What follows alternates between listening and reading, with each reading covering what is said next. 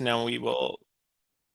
Great. Thanks for indulging me in that. Today's session is all about using your own story as a tool for climate impact. So whether you're coming from Climate Corps today, moms, or EDF Action, you each have lived experience that can move people, shape policy, influence decisions, even if you don't know it.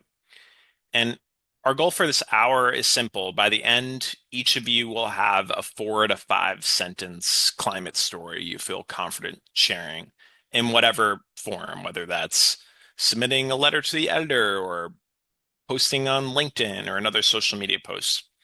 So I'm thrilled to introduce our speakers from Moms today. Sarah McBride, a senior specialist for communications and public engagement, and Sam Schmitz, a project manager for DC Events and Policy. Sarah and Sam have supported parents and community advocates across the country in telling powerful local climate and clean air stories to media, lawmakers, and neighbors. They'll walk us through how to find the heart of your story, shape it for different audiences, and take that next step to share it. Sarah and Sam, over to you.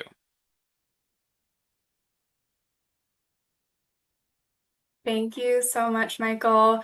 I'm so happy to get the chance to talk to you all today. Thank you for coming. And I'm going to kick us off in this section. As Michael said, I'm Sarah. I'm the Senior Communications Specialist for Moms Clean Air Force. So I help support all of our media-oriented work. So I'll start us off here and then send it over to my colleague Sam, who's going to talk about storytelling for advocacy. Next slide, please. So before we get started, I wanted to talk a little bit about why storytelling is so important. Our brains are wired to respond to stories. We are wired to respond to information that activates our emotions. And studies show that stories can actually be more persuasive and memorable than facts alone. And now facts are really important, but it's really great to pair those with a story so that you can break through. Another superpower of storytelling is that it helps to humanize issues, especially when these issues have deep political divides or are divisive in any way. Putting a human face to the issue can be part of helping to bridge those divides. Next slide. So let's talk about how to develop your story. This is not overly complicated. You probably already know what your story is. If you don't, if you take a few minutes, you can probably think of a way that, we're talking about climate change here, that climate change has impacted your life or could impact your life. The key is to be able to turn that story into something that is digestible for either a general audience or a specific audience. So the first step is to think about what is the what and what is the why of your story. What is the message that you want to get across, and how can you express that in a way that's really clear, really concise, and really consistent? You may not have 30 minutes to explain your story to a member of the media or to a lawmaker. If you're lucky, you may have 2 minutes. So it's really helpful to be able to think about how to boil what you're trying to say down to something really digestible and include a why. Why should people care? And the key with storytelling is also to make it authentic. That's where the power comes in, where you can give people an opportunity to see your lived experience. It's also really helpful to think about who your audience is. Are you talking to your neighbor or a lawmaker? That might change how you speak about your story. You could also be just talking to a general audience. That is also an audience. And it's also helpful to think about a news hook. We are constantly bombarded by so much information that it's helpful to be able to tell someone why they should care about this right now, why this should rise to the top of their awareness. So not required, but helpful if you want to break through in media, social media, etc. Next slide, please. So we're going to play this video. It's our Nevada field organizer, Mary Wagner. She's in an interview talking about how Trump administration pollution protection rollbacks are affecting her family's health, specifically her son who has asthma. Go ahead and play the video. Activities that he loves. He's a skater, so he loves being outdoors. But unfortunately, sometimes he has to stay indoors due to our air quality here in our state. How do you feel about your child's future, his asthma, and where this is all going? As a mother and someone who works in this space, who advocates for clean air and who understands how important it is to have access to clean air and clean energy resources, it's scary. It's scary to think that my child and other children in our community, and even people that are vulnerable who are not children, like our elder and pregnant people who are suffering due to bad air quality. And it's scary to see an administration who has abandoned its mission to protecting human health and the environment. And that is undermining policies that have been put in place to protect us in the first place. So it is very scary as a mother and as an advocate. Thank you. So what I really like about what Mary did is her message that these rollbacks are hurting our kids, specifically her children, is really clear. Her why is really clear. She's inspired to do this because she's worried about her child's health. It's very digestible for general audience. And it's also very authentic. You can feel her emotion. So this is not the only right way to tell your story, but hopefully this can help inspire, some thought processes as you think about how you want to express yours. Next slide, please. Okay, so once you have a story that you want to tell, how do you actually get it out there? There are lots of ways to do this. One of them is media outreach, and that very simply means reaching out to reporters. You don't have to have pre-existing relationships. You can look on media outlet websites, look at podcast websites, find people or reporters who are covering the issue you want to talk about and send them an email. I would keep it short, and don't worry if you don't get a response. 9 out of 10 of these cold emails do not get a response, so don't be discouraged. It's part of the process. You never know if you've planted the seed for a future story or if they might come back to you in the future. So just know that's a normal part of the process. If you do have the opportunity to build a relationship with a reporter, that's really helpful because if they know you, they are more likely to come to you in the future. And if you do get an interview, I have a few tips. This could be its own hour-long training, but to boil it down, prepare and practice a short set of talking points. Have one message that you really want to get across. Keep that simple. It can be repetitive. You can come back to this main point over and over. You don't need to, overthink it, and just know that you don't need to have an answer for everything. You only need to be an expert in your own story. You don't have to be a climate scientist to talk about how climate change is impacting your family. Next slide, please. Okay, letters to the editor are another way that you can share your story. I've included an example from our Wisconsin field organizer, Janie Black here.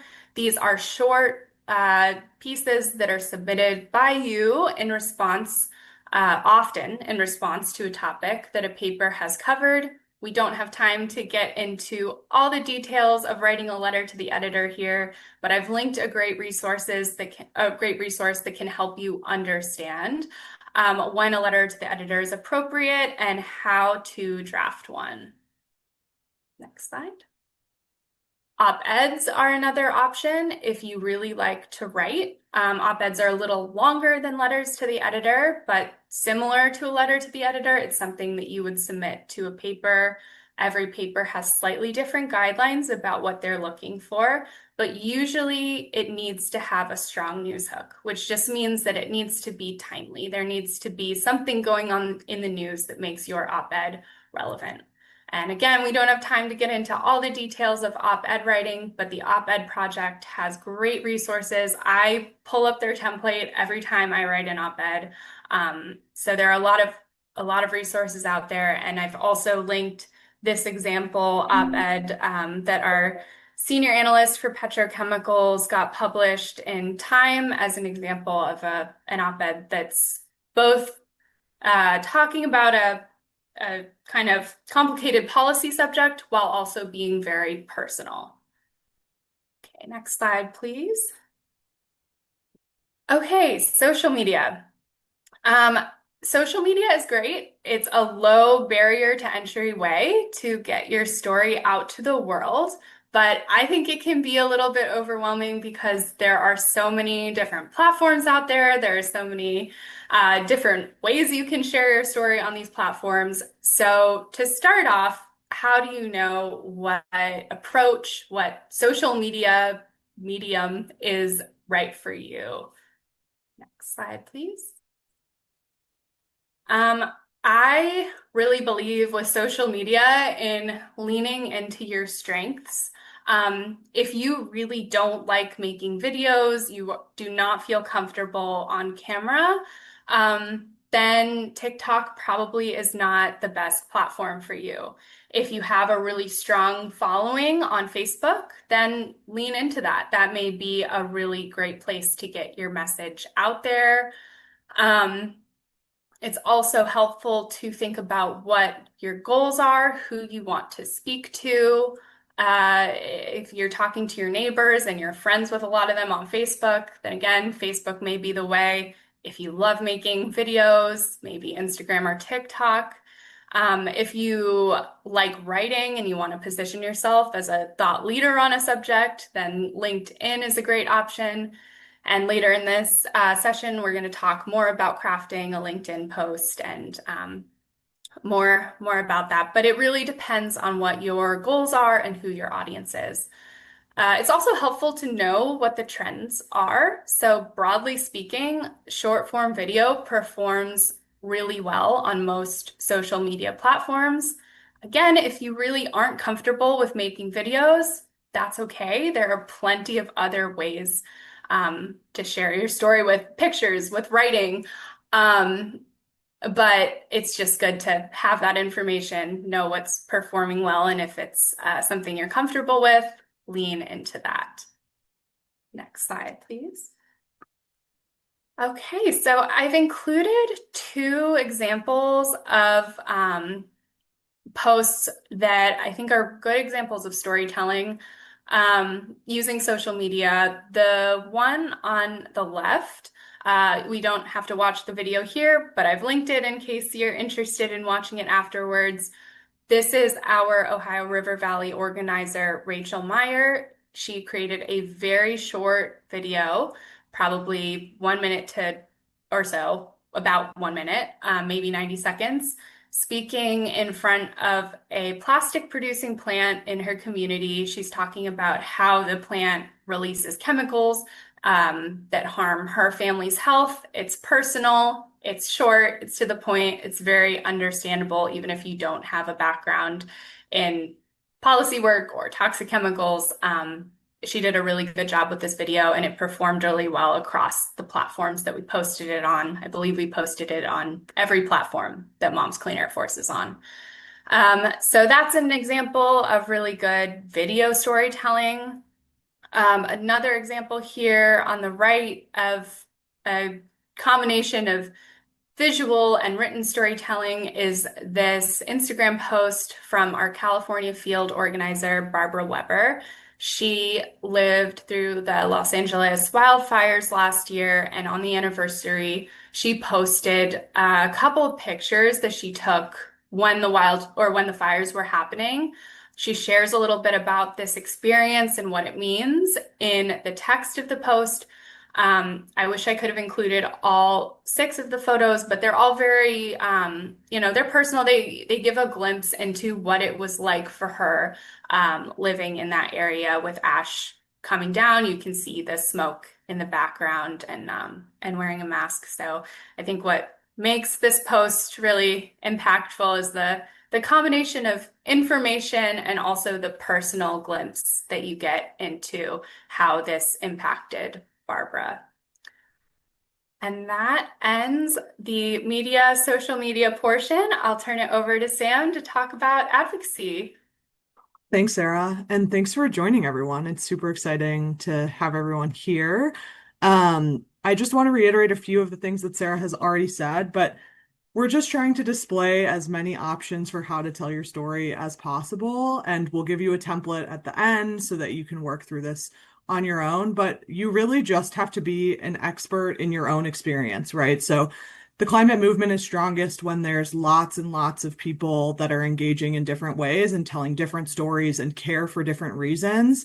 So we're going to talk about all of those different tactics, all of those different ways to advocate, and then give some more ideas to get your brain thinking about what your story might be and how to tell it in the most compelling way that makes an impact. So just thinking about the strategies and tactics that we often use, obviously you probably can think of some more than just what's on this list. But often we're trying to influence decision makers. So sometimes that's government officials. In other spaces, that could be, leaders of companies, lots of different folks that make important decisions. So you can either directly meet with them, even when you're meeting with them, telling your story is really important to connect emotionally. We also sign a lot of petitions and write letters to agencies that make decisions, or these are sometimes called public comments or testimonies. That can happen at the local level all the way to the federal level. And it's really about connecting your story and your personal impacts with the facts, so that people understand why those two things are connected. And then also public opinion is really important. So how can you educate the public? And like Sarah said, writing in your local newspaper, whether that's an LTE or an op-ed, even just reposting things on social media is really powerful. And then talking to your friends and family is the fundamental mode of organizing in all social movements. So that's also important. And the way that you do that is by connecting emotionally with your story. So like I was talking about, storytelling to move decision makers. Other tactics and experiences that you might have or might see in terms of tactics and strategies and ways to tell your story are things like press conferences and rallies and different events. You want people to engage, right? So how can you relate to them and also make sure that they're getting the factual information that they need, and how do you weave those things together? And I think in our work, we obviously work with parents and caregivers, and we want our spaces to be as accessible as possible. So a lot of times there's lots of kids running around, and that can be challenging, right? But it can also be a real strength in that kids are really good storytellers. They know exactly what they're thinking and they're not afraid to say it. And that can be really wonderful when you empower them to do that in a way that is factual and accurate and appropriate. And they can also channel that into art. Art can be a really powerful tool for people of all ages and all abilities, to bring their feelings into a space. So, if you feel better about making art for the sake of advocacy, you can post that on LinkedIn too. It belongs everywhere, and can really move people in different ways. I think that this template is something we always go back to. It's by Ayanna Elizabeth Johnson.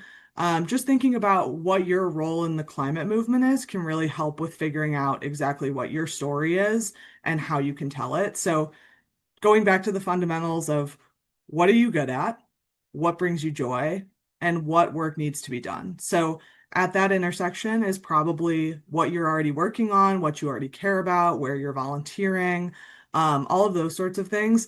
Thinking about those questions can help you piece together what story you want to tell about yourself, your experience, and how you got here and why you care.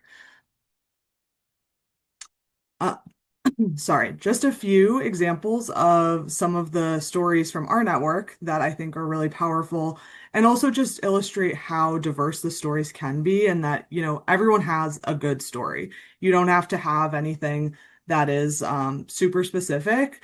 It just has to be specific to you, because that's the most important thing, and that is what shows the diversity of people that care about this. So one of these stories is from Mary, who you saw in a video earlier, talking about how there were so many heat-related deaths in her community in Nevada because of the 115-degree days, right? That's really powerful. It's important to put those facts and those numbers next to the emotional connection of her story. Candy below down here in the bottom left, talking about how she's a social worker and, the rise of floods and the severity of climate impacts is disproportionately impacting low-income families that she's seeing in her work. Another one is from someone in Wisconsin named Janie. Her daughter has multiple sclerosis, and often people don't make the connection between different illnesses and the way that they're triggered by environmental factors. So this is another way to tell your story, or her family's story in this instance. And then in Iowa, she thinks about her daughters, right? So if you don't feel as personally impacted, there's certainly people in your life that you care about who will be impacted, whether that's future generations, your kids. You can talk about those as well.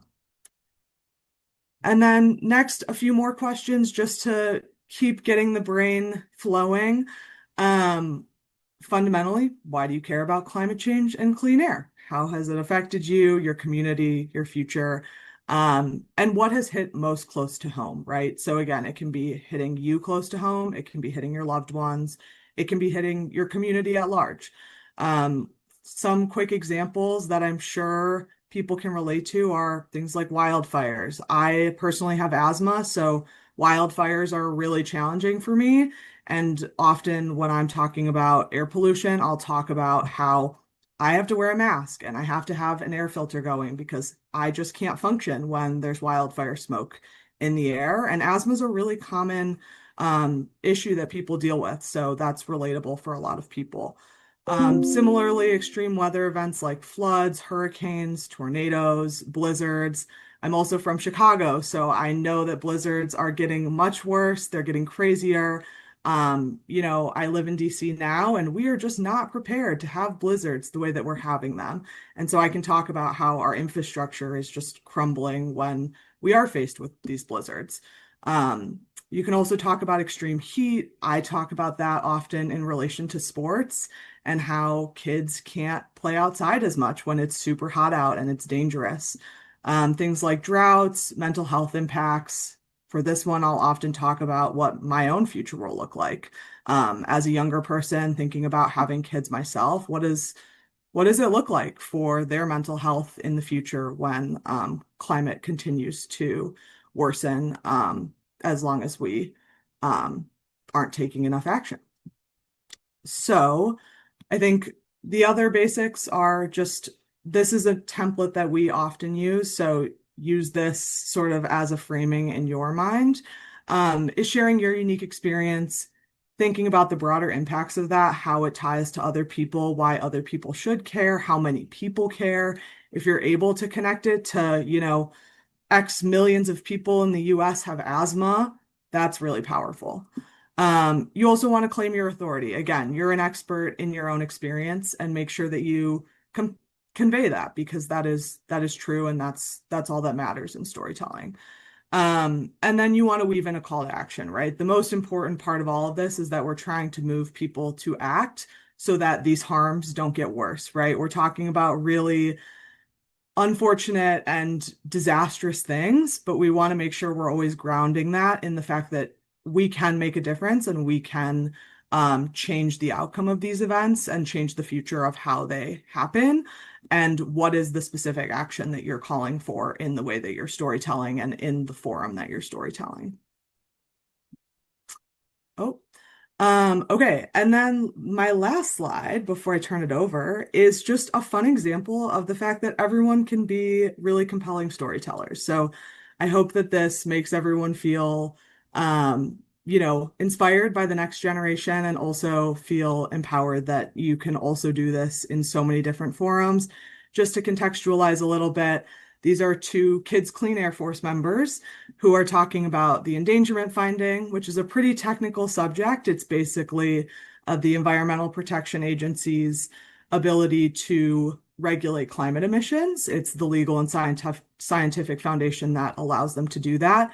And so these kids learned about this. They realized they care a lot about that and their future, and they submitted public comments to the EPA telling them that they need to take action. So, quick 30-second video. My name is V. And my Yeah, name is there you go. Tali. We're 9 and 12 and we're from Maryland. We want the EPA to preserve the endangerment finding to protect our health and future from climate change.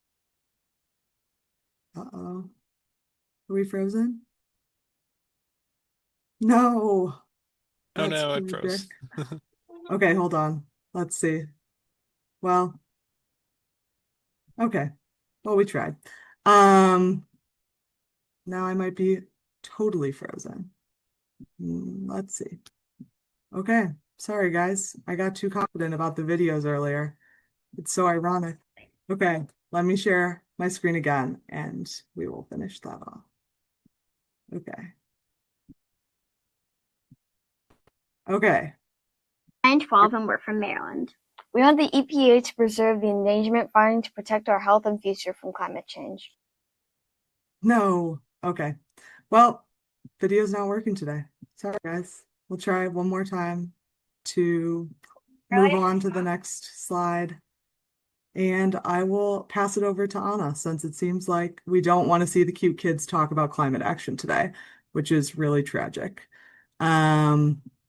But there's a few lovely folks here to talk about their own stories as well. So Anna, without further ado, I'll pass it to you to talk about your experience doing this. Thank you, Sam. Hi, everyone. I'm Anna, a 2024 Climate Corps alum. So 1 year ago, I was attending a storytelling workshop like this one, also organized by EDF, and wondering if my personal experience was important enough to share. I'm originally from Uruguay in South America, and at the time I was doing my master's and working at Indiana University on sustainable transportation. So after the workshop, I used the tools we learned and wrote a LinkedIn post about my biking experience. And to my surprise, it became one of my most engaged posts. So I'm sharing it today, not because my experience is unique, but because it shows how a very ordinary moment can open a broader climate conversation. So I've included a screenshot of the post so you all can see it, but you don't have to read it now. I just walk through the key pieces on the next slide. So in the post, I describe how biking went from something that I never really considered to something that reshaped how I think about transportation and climate action. So I talk about growing up in Uruguay, in a city where biking wasn't a real option, and how moving to the US without a car pushed me to try it out of necessity. So that experience helped me to see how much our choices depend on the system around us. So I used that personal shift to raise a broader question about how cities are designed and what it will take to make sustainable transportation a real option for more people. I also include a simple picture that I took myself. It's the one that you can see on the slide. That's a picture from my community. So it was nothing polished, just something familiar and local, so the story felt grounded and real. So if we go to the third slide, I just want to briefly break down the structure behind my post and explain why those choices made it work. So first of all, I open with a hook that is, I never thought biking will become such a central part of my life. So that's something surprising and human. And I focus on the change, not any climate issue. And that keeps the tone like low pressure and relatable. Then we have the personal connection, that the personal part is about context and not about my passion. So I focus on the conditions that make biking possible or impossible for me, because constraints are also something that most people recognize in their own lives. And then I start talking about the challenge. And this is where the climate dimension comes in, through mentioning how cities are designed and what choices are what choices they enable or limit. So I go from my story to the climate issue, I'm framing it also as a system issue rather than an individual behavior problem. And then I talk about my actions. So I share how biking started as a practical choice and later influenced my work on transportation programs, showing a realistic next step that feels achievable rather than something heroic or something too big for anyone. And I wrap up my post with a question. That is, how do we get there? And this is important because questions invite reflection and conversation, which is often more effective than giving people instructions. So, to wrap up my story, this post is an example of how a personal experience shaped intentionally can open up broader conversations about systems and climate. And that's the power of storytelling as a tool.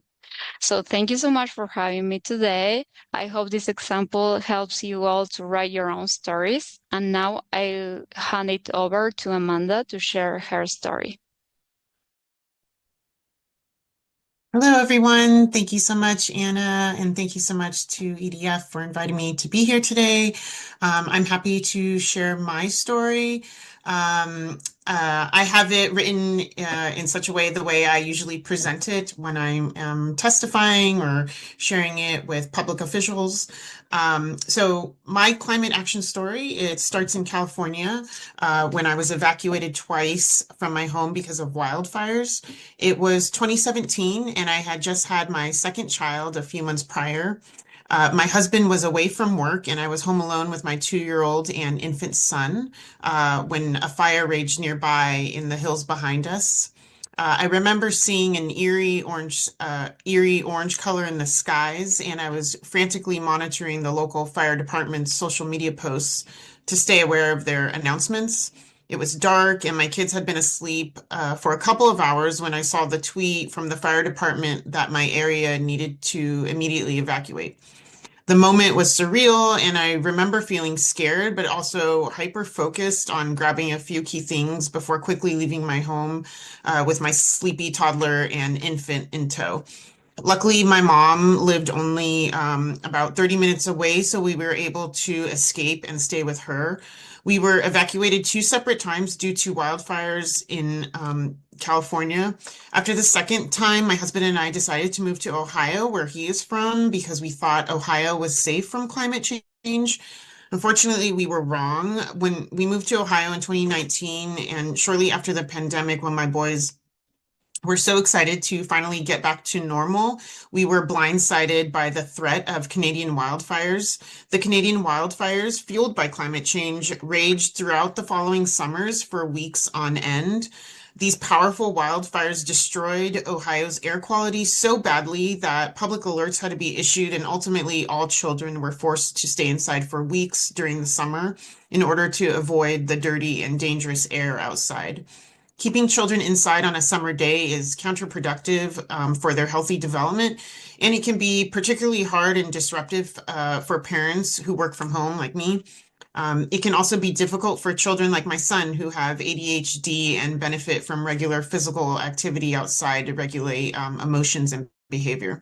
So these experiences have forever shaped me, and my sons are my motivation and inspiration that drive me to take action and support solutions that address climate change.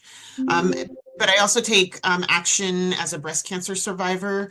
In 2021, I was diagnosed with stage 1B breast cancer when my sons were only 4 and 7. I underwent a mastectomy and completed multiple rounds of chemotherapy and radiation.